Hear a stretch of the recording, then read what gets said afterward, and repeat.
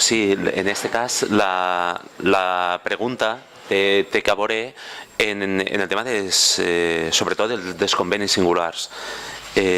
Bueno, hi ha molts municipis que ens consta que han reclamat a aquesta Diputació ajudes en serveis tan bàsics com en el tema de l'aigua, ocupació o en el tema de carreteres. I bueno, per part de la Diputació no han obtès resposta. Jo l'anterior plenari li vaig preguntar a més per el tema de l'aigua, li vaig nomenar diversos pobles, hi ha molts pobles que han demanat també el tema de convenis singulars, no se'ls ha acceptat aquests convenis singulars. De fet, en el que són les ordres reglades tampoc podrien arribar a les quanties que necessiten per a tirar endavant aquests projectes de fer sondejos o fer els seus dipòsits per a l'aigua.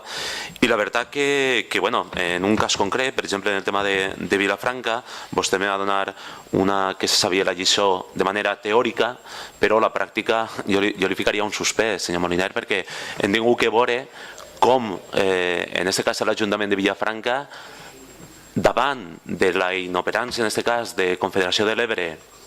de la Conselleria i de la Diputació, ha tingut que ell directament financiar a través de la seva concessionària un projecte per a que tinguin aigua segura aquest estiu. I la veritat que això és, jo crec, bastant greu, perquè, com bé dia vostè, va anar a la Marie Claire, coneixia el problema, va explicar-ho tot bé,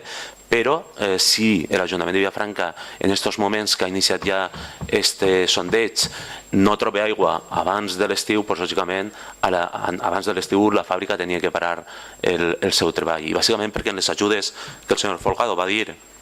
que sumant una altra, arribaven a 100.000 euros, però clar, el problema és així que, per exemple, el POIS no el poden sumar perquè el POIS no se sap quan se delegarà, serà després de l'estiu, i se necessita per allà.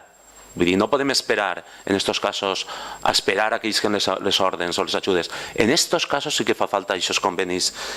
singulars, no? I jo crec que això és bastant vergonyós, que aquesta Diputació encara veiem que, per exemple, fa pocs dies s'ha donat a instal·lacions esportives o s'ha donat una sexta fase, per exemple, ho sento molt per la Vall d'Alba, perquè segurament a la Vall d'Alba és una obra molt important, però s'ha donat una sexta fase a la Vall d'Alba quan hi ha necessitats tan importants, senyor Moliner. Això no pot ser. Entonces la pregunta és si se va continuar en aquest sectarisme, perquè entonces, continuarem pobles sense carreteres i continuarem pobles sense tindre des de fa 20 anys les necessitats bàsiques cobertes.